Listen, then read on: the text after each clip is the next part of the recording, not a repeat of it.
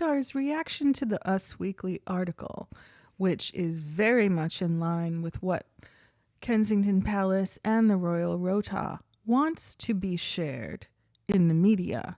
The reaction to this article has been fierce. Kate Peace writes, "You're still believing the info the palace put out that she had some kind of surgery? The palace does nothing but lie and bullish. Her closest aides didn't even know that she was going to be having this planned surgery. That's because, in my opinion, there was no surgery. It was just the most convenient excuse to explain Kate's absence. I think either William aid her and hurt her, or she's staying with her mom while they do divorce negotiations or something.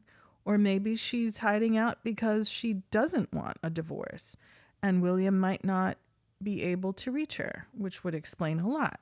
I really think the she had surgery thing was nothing but BS.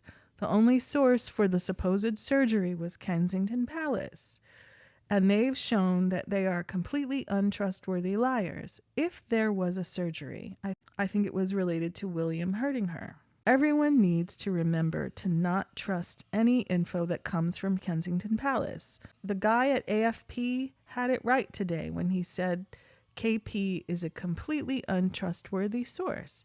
And I have to agree with some aspects of this comment. It's just a comment, just an opinion, just a theory from a layperson somewhere out there in the world.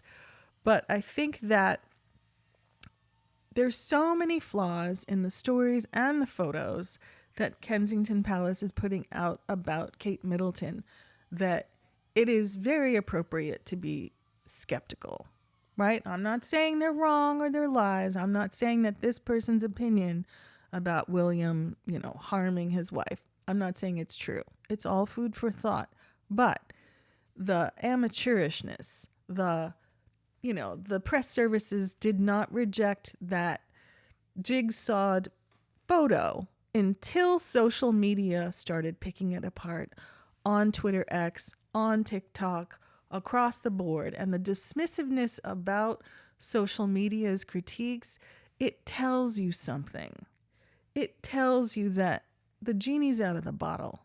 They can't control the public's critique of the bad information, the flawed information, the fraud information that's being shared. Are there interns named Colin, Ewan, and Ian who are sitting there at their desk trying out Photoshop for the first time, trying out Midjourney for the first time, and putting together these terrible, counterfeit photos for which they cannot provide originals?